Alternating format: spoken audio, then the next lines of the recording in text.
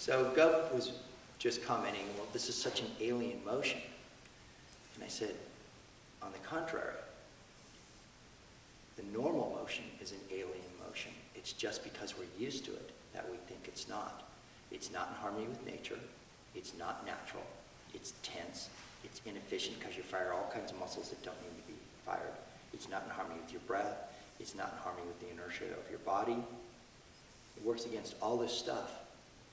But because we're familiar with it and we do it all the time, we think that it's the not alien motion, but it's actually the alien motion. And the example was, you don't see animals do that. You don't see animals have all these stupid, goofy ways of walking and standing like that. They all move naturally, in harmony with their nature and with creation. Only people, right? And I haven't studied primates enough, but people get goofy like that. And the reason is their fears. They pull them out of harmony. And even if you didn't have them when you were a baby and you had nice natural little movement and you walked along just all smooth and your breathing was correct and you got up and sat down properly, by the time you start observing everybody around you and they start putting their fears overtly or covertly into you, you start gaining that non-natural alien movement again and think that it's normal, healthy movement when it's not. What we're trying to do is get back to how we should be in that sense. And we have the advantage of, if we use our mind properly, of looking to transcend muscle contraction and all of that type of movement by allowing other energies to move through us and by accessing those energies. You know, I always make the analogy, martial arts, as most people know them, are like when our ancestors, thousands and thousands of years ago, saw a log floating on a lake and pushed on it, and it had positive buoyancy, and they could lay on it and it held them up. You put your spear in your atlatl and you could paddle across the lake and you could kill something, put it on and paddle back. And you come all the way forward, and my brother, when he lived in Pacific Beach, had a 20-foot Hawaiian racing canoe that weighed 25 pounds. It was all carbon fiber and Kevlar. You could put this huge thing on your shoulder and walk to the beach because it didn't weigh anything. And you got in there and you paddled, and it was enormously more efficient than the log. That's most of what we call martial arts. They've taken that operating system and really made it much more efficient. It is, however, the same axis of the universe law. Somebody else, thousands and thousands of years ago, felt pressure on an animal skin or on themselves from the wind, this invisible energy that you can't see, sat on that log, and the log moved by itself. That we got sailing, which opened up the planet to people, people being able to move. Now, that's a completely different axis of universe law, and it's not about you.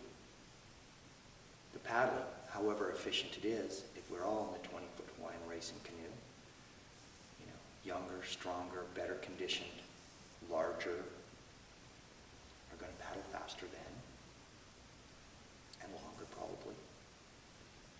But if you use the wind, someone 60 could easily beat someone 20 just from the experience and the understanding and the sensitivity to perceiving and shaping that sail and that boat, etc., to the wind, trimming that boat differently.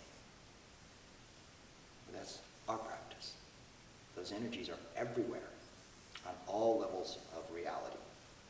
Wind being the easiest one, like the inertia of our body is the easiest one at first. We can't see them. That doesn't make them not real. It's easy to see how rapidly people dismiss other energies because they're maybe a little more subtle and not so easy to perceive. But remember my universe reflectivity viewpoint. This is how it is at one level, that we can see it, feel it, access it. It's true on other levels as well, just because we can't at this point. And if you take a look at how Bert came up with relativity, he didn't do the math first, remember. It was like 20 years later, Max Planck, I think, did that, the math for general relativity. So What's happening, though, is that we are actually using alien movement. And that's what's so hard on us, especially as we get older. When you get to your mid-60s, you can't do that kind of stuff like that and not have it really damage you. And people become really, their function really declines enormously because they've been beating on themselves for so long and they're still trying to do that way and they just can't. My personal philosophy is there's a reason why the rise and fall in energy, etc., in a human being. We're not supposed to make up with it by trying to go back this way with chemicals or anything else. We're trying to say, well, maybe there's another way that we're supposed to be learning because we can't do those things anymore. Practice, training, things I've studied lead me to believe that's true. There's a whole other path here that young, strong males full of testosterone would have an extremely difficult time accessing because they have all this other energy that needs to move. There's a whole other path. It's really beneficial for us. And it's the path we need to be taking as we get older.